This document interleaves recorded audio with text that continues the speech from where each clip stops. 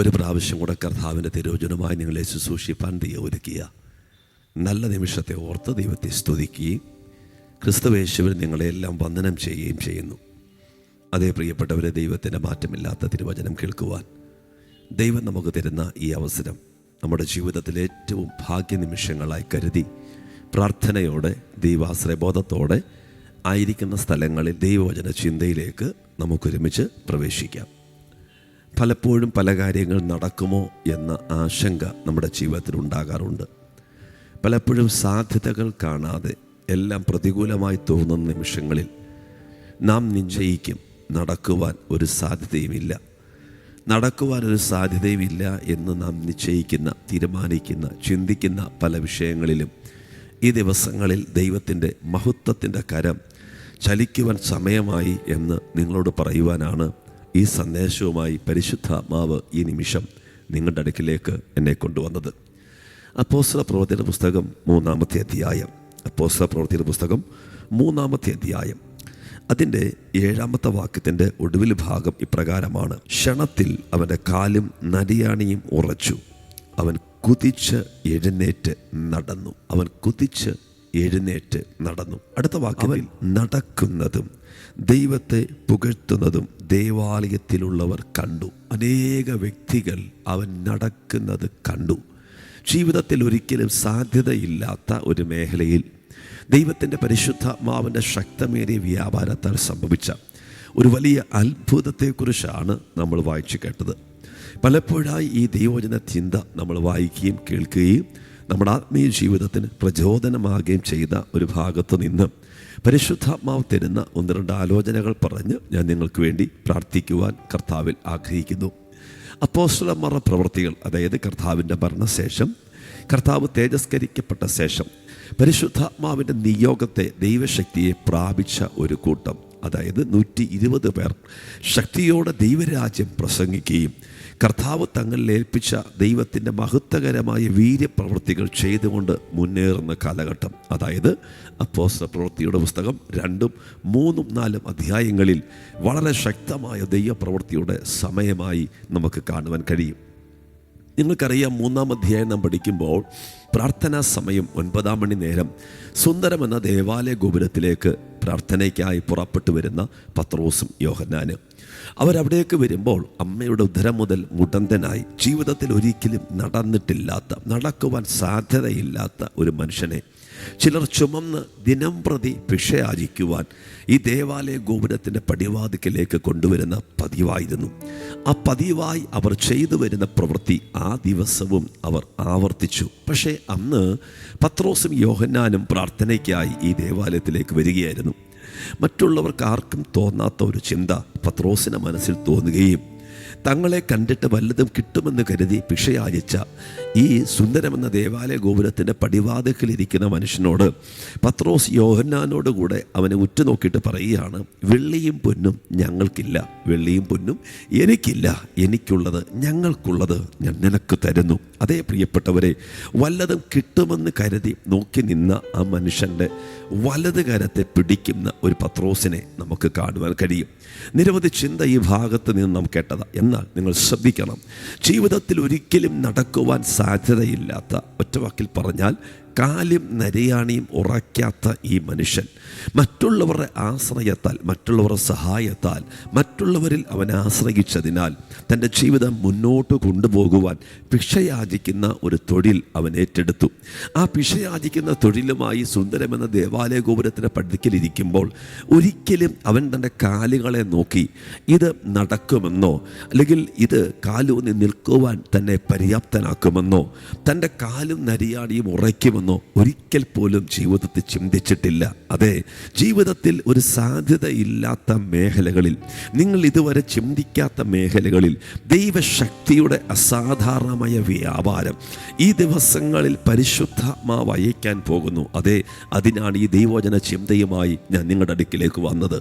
അനേകരും നടന്ന് ഈ സുന്ദരമെന്ന ദേവാലയ ഗോപുരത്തിലേക്ക് കടന്നു വരുന്നതും അവിടെ ആരാധനയും പ്രാർത്ഥനയും നടക്കുന്നതും നിരന്തരം കാണുന്ന ഈ മനുഷ്യൻ തൻ്റെ ജീവിതം ജീവിതത്തിൽ സംഭവിച്ച വലിയ പരാജയം, അല്ലെങ്കിൽ അമ്മയുടെ ഉദരം മുതലേ മുടന്തനായി ജീവിതത്തിൽ ഇന്നുവരെ കാലൂന്നി എഴുന്നേറ്റ് നിൽക്കുവാൻ കഴിയാത്ത തൻ്റെ കൂടപ്പുറപ്പുകൾക്ക്, തൻ്റെ സമപ്രായക്കാർക്ക്, തന്നോടൊപ്പം അല്ലെങ്കിൽ തന്നോടൊപ്പം ജീവിക്കുന്ന മറ്റു പ്രിയപ്പെട്ടവർക്ക് ചെയ്യുവാൻ കഴിയുന്ന പല കാര്യങ്ങളും വേഗത്തിൽ ചെയ്യുവാനോ ലക്ഷ്യത്തിലെത്തുവാനോ മുന്നേറുവാനോ കഴിയാതെ തൻ്റെ ജീവിതത്തെ എന്നേക്കുമായി ഇരുത്തിക്കളഞ്ഞൊരു മേഖല.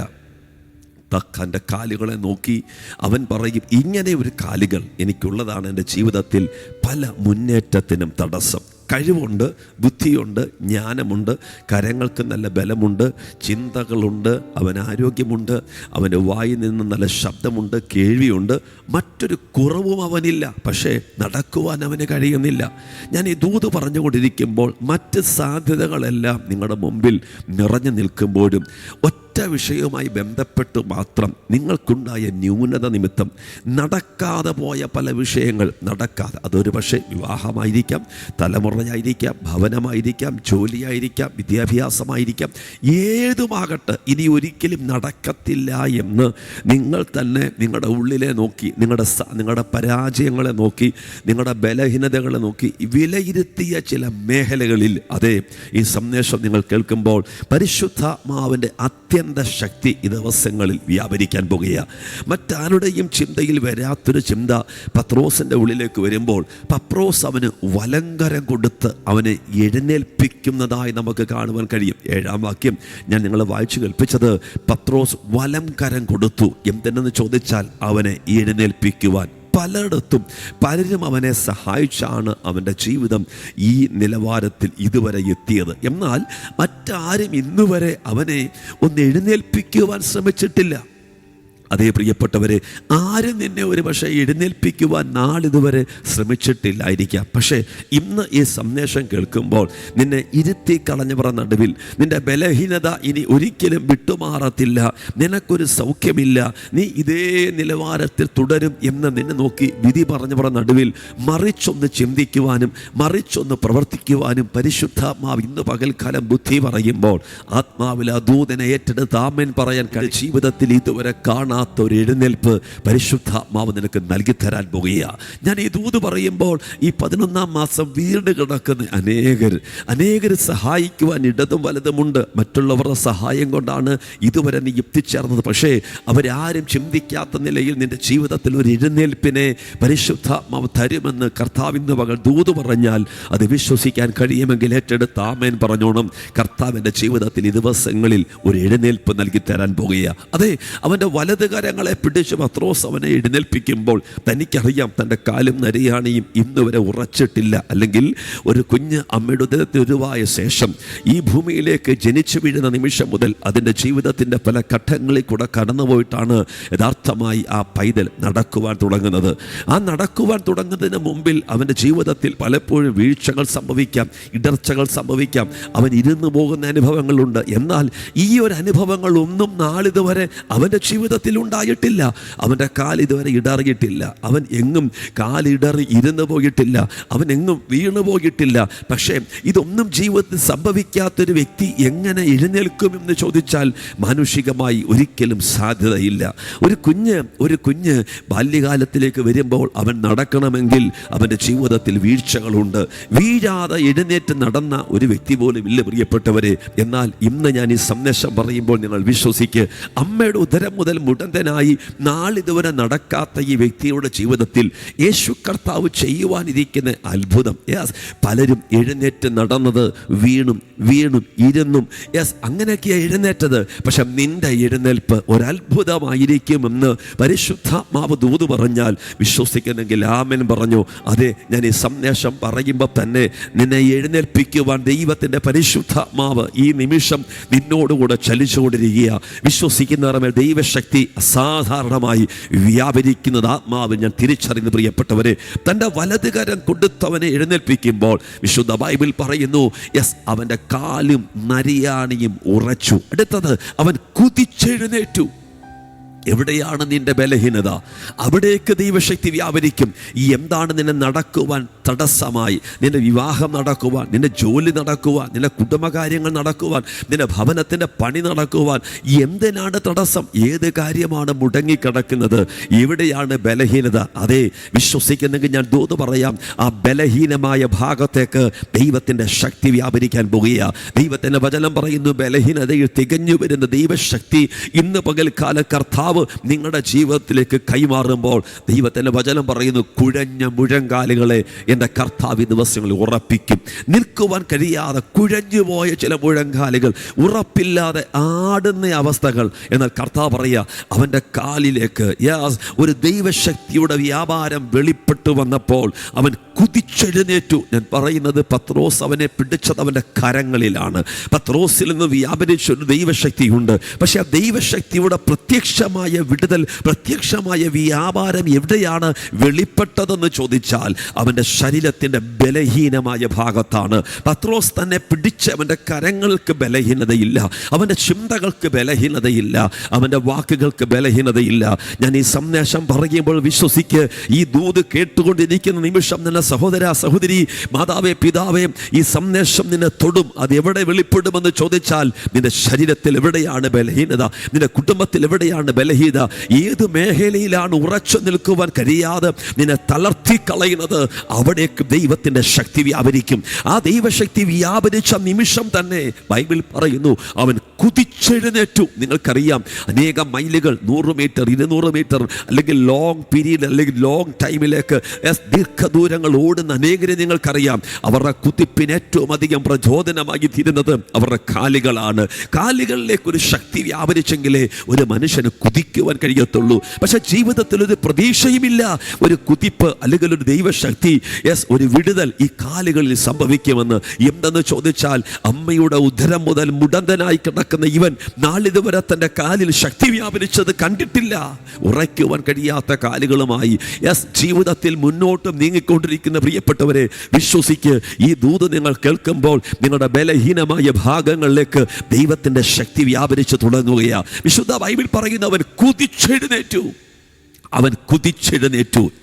പലരും എഴുന്നേറ്റത് എങ്ങനെ നിങ്ങൾക്കറിയാം? പിടിച്ചാണ് എഴുന്നേൽക്കുന്നത്. മറ്റു പലതിനെയും ആശ്രയിച്ച്, ഒരു കുഞ്ഞ് ജനിച്ച് അവൻ വളർന്നു വരുന്ന പശ്ചാത്തലത്തിൽ പലതിനെയും ആശ്രയിച്ച് പിടിച്ചാണ് അവൻ എഴുന്നേൽക്കുന്നത്. പക്ഷേ ഒരു വ്യക്തി പോലും തന്നെ സഹായിക്കാനില്ലാതെ ദൈവശക്തിയുടെ വ്യാപാരം അവൻ്റെ മേൽ വന്നപ്പോൾ പത്രോസ് അവൻ്റെ കരം പിടിച്ചിട്ടുണ്ട്. എന്നാൽ പോലും ഞാൻ ഒരു കാര്യം പറയാം, നസ്രയനായ യേശുവിൻ്റെ നാമത്തിൽ അവൻ്റെ മേൽ ദൈവശക്തി വ്യാപരിച്ചപ്പോൾ പത്രോസിൻ്റെ കരമാ പിടിച്ചതെങ്കിൽ തന്നെയും ദൈവത്തിൻ്റെ ശക്തി അവൻ്റെ കാലുകളിലേക്ക് വ്യാപരിക്കുന്നു.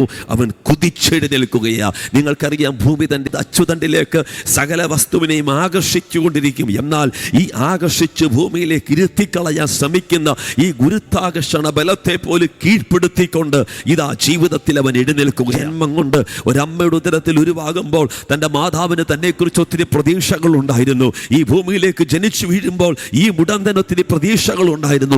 എന്നാൽ തന്നെ കണ്ട പലരും സഹതാപത്തോടെ, കണ്ണുനീരോടെ, നിനക്കിത് സംഭവിച്ചു പോയല്ലോ എന്ന് പറഞ്ഞ് ആശ്ചര്യം പറഞ്ഞ് ജീവിതത്തിൽ ഇന്ന് വരെ കാണാത്ത ദൈവശക്തിയുടെ വ്യാപാരം അവൻ്റെ മേൽ വെളിപ്പെട്ടു വന്നപ്പോൾ അവൻ്റെ ശരീരത്തിൽ എവിടെയാണോ ബലഹീനമായിരുന്നത് അവിടേക്ക് ദൈവശക്തി വ്യാപരിച്ചു. തെരുവിൽ ഇത് അഭ്യർത്ഥിയുമായി കിടക്കുകയാ. തന്നെ വിളിക്കുന്നു എന്നുള്ള ശബ്ദം അവൻ്റെ കാതിൽ വീണ ഉടനെ ബൈബിൾ പറയുന്ന അവൻ ചാടി എഴുന്നേറ്റു. ദൈവശക്തിയുടെ വ്യാപാരം ഞാൻ ഈ ദൂത് പറഞ്ഞുകൊണ്ടിരിക്കുമ്പോൾ ചില കുടുംബങ്ങളുടെ അകത്ത്, തലമുറയ്ക്കകത്ത്, ജീവിതത്തിൽ നാളുകളായി വിടുതലില്ലെന്ന് ശത്രു വാദിച്ച മേഖലയ്ക്കകത്ത് അഭിഷേകത്തോടെ വ്യാപരിക്കുന്നു എന്ന് പരിശുദ്ധാത്മാവ് ദൂത് പറയുമ്പോൾ വിശ്വസിക്കുവാൻ കഴിയുമെങ്കിൽ വിശ്വസിച്ച് ആമേൻ പറഞ്ഞു. 2025 11-ാം മാസം നടക്കത്തില്ല.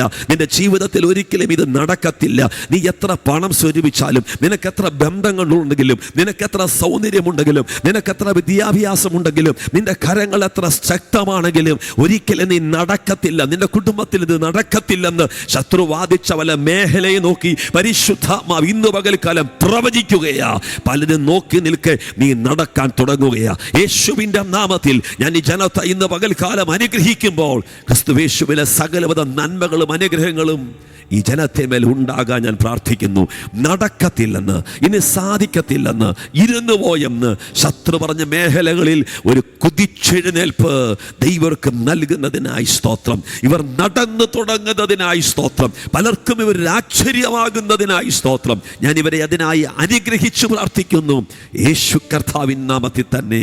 ആമേൻ. അതേ പ്രിയപ്പെട്ടവരെ, കാര്യങ്ങൾ നടക്കുവാൻ തുടങ്ങുന്നു. പ്രാർത്ഥിക്ക്. അത്ഭുതത്തിൻ്റെ കരം നിങ്ങൾക്ക് വേണ്ടി. ബലഹീനതയെ തികഞ്ഞു വരും ദൈവശക്തിയിൽ വിശ്വസിക്കുക. യേശു നിങ്ങൾക്ക് വേണ്ടി അത്ഭുതം ചെയ്യും. God bless you. ദൈവം നിങ്ങളെ അനുഗ്രഹിക്കട്ടെ.